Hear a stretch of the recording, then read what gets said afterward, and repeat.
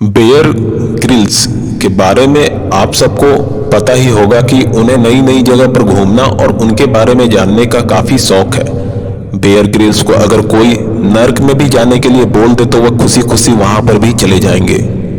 Bear Grylls का एक काफ़ी पॉपुलर टीवी शो आता है। यह शो डिस्कवरी चैनल पर आता था। बेयर ग्रिल्स ऐसा इंसान है जो दुनिया के किसी भी कोने में सरवाइव कर सकते हैं। बेयर बराक ओबामा और कैट विंसलेट जैसे लोकप्रिय लोगों को जंगल में बुलाकर उन्हें सांप बिच्छू खाने के लिए बोल सकते हैं। काफी लोगों ने बेयर के इन शो को देखा है और यह मानते हैं कि वह दुनिया के सच्चे ऐसे सर्वाइवर हैं और किसी भी तरह के हालातों में रह सकते हैं। अगर आप भी बेयर की इन सारी बातों को परम सत्य मानते हैं तो हम आज आपकी इस गलतफहमी को दूर करते हैं। बेयर ग्रिल्स आज तक आप सबको बाबू बनाते आए हैं और आप शायद बनते भी आ रहे हैं। जन्म 7 जून 1974 को आयरलैंड में हुआ था। वह एक ब्रिटिश एडवेंचर लेखक और टीवी एंकर है। उनके पिता सर माइकल ग्रिल्स एक पॉलिटिशियन थे और मदर सारा ग्रेबी के भी पॉलिटिकल फैमिली से संबंधित थी। उनकी एक बड़ी बहन भी है, लारा ग्रिल्स। अब सिर्फ 7 दिन के थे तब उनकी बहन ने ही उन्हें बियर नाम दिया था। उन्होंने अपनी प्रारंभिक शिक्षा लुड ग्रोव स्कूल से की। बियर को बचपन से ही आउटडोर एक्टिविटीज में काफी लगाव था और वह समझ चुके थे कि वह सामान्य 9 से 5 की जॉब के लिए नहीं बने हैं। उनके पिता रॉयल याच स्क्वाड्रॉन में मेंबर थे और उन्हीं के साथ काफी कम उम्र में ही ग्रिल्स क्लाइंबिंग और सेलिंग सीख चुके थे। किशोर अवस्था में ही उन्होंने स्काई डाइविंग सीखा और शोटोकन कराटे में ब्लैक बेल्ट हासिल किया। उन्होंने अपनी ग्रेजुएशन एटन कॉलेज से की, जहां उन्होंने अपना पहला माउंटेनियरिंग क्लब बनाया।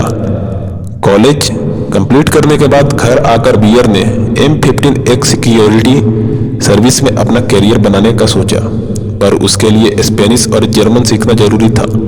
इसलिए उन्होंने university of western of England से स्पेनिश और जर्मन की पढ़ाई की। उसी दौरान बियर और उनके दोस्तों ने ब्रिटिश आर्मी में अप्लाई करने का सोचा, जिसमें बियर मुश्किल सिलेक्शन प्रोसेस को क्लियर करने में सफल रहे और 1994 से लेकर 1997 तक SAS रेजिमेंट का हिस्सा बने। सेना से जुड़ने के बाद अब इसे हर दिन नए नए एडवेंचर करने में मजा आने लगा।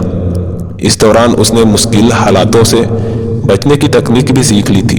सब कुछ आराम से चल रहा था, लेकिन एक हादसे ने सब एक झटके में बदल डाला। 3 साल बाद ही एक दुर्घटना के दौरान सेना छोड़नी पड़ी। एक उड़ान के समय उसका पैराशूट खुल नहीं पाया और 1600 फीट की ऊंचाई से वो पीठ के बल नीचे आ गिरा। इससे उसकी निचली रीढ़ की हड्डी बुरी तरह से टूट गई। डॉक्टर ने कह दिया कि यह व्यक्ति अब पहले की तरह जीवन नहीं जी पाएगा, लेकिन हर मुश्किल को पीछे छोड़ते हुए खुद को पूरी तरह से फिट किया। दुर्घटना के महज 18 महीनों के बाद ही अपने मजबूत इरादों और हौसले से इस व्यक्ति ने माउंट एवरेस्ट की चोटी पर चढ़ने के अपने बचपन के सपने को साकार किया। 23 साल की उम्र में वह इस उपलब्धि को हासिल करने वाले सबसे कम उम्र के ब्रिटिश थे। इस व्यक्ति को आज पूरी दुनिया एक साहसकर्मी, लेखक और टेलीविजन प्रस्तुता के रूप में जानती है।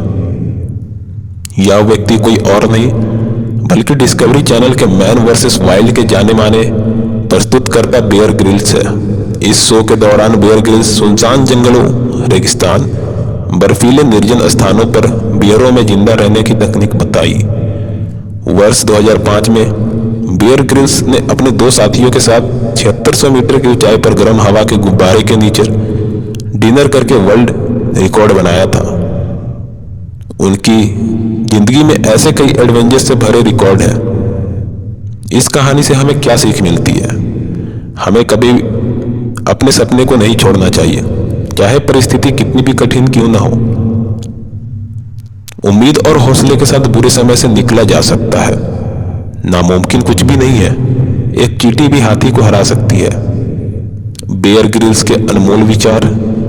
मैं वास्तव में एक टीवी कैरियर नहीं चाहता था। मैं एक सैनिक और एक पर्वतारोही का जीवन चाहता था। यदि तुम कुछ जोखिम नहीं लेते हो तो आप कुछ भी नहीं हासिल कर पाओगे। दुनिया की सबसे बड़ी यात्रा के लिए एक कदम शुरू करना बहुत जरूरी है। हम सब खुद को प्रेरित लाइनों से करते हैं। मैं हमेशा कोशिश करता हूं कि एक स्वस्थ खाने के लिए जब मैं घर पर हूं, लेकिन मैं निश्चित रूप से कीड़े और सांप खाने की इच्छा नहीं रखता हूं। मैं घर के खाने से बहुत प्यार करता हूं, लेकिन मुझे घर का खाना बनाना नहीं आता। मुझे लगता है कि यह कुत्तों के साथ चलने में बहुत मजेदारी है, क्योंकि वे हमेशा फिट और तेज कर रहे हैं।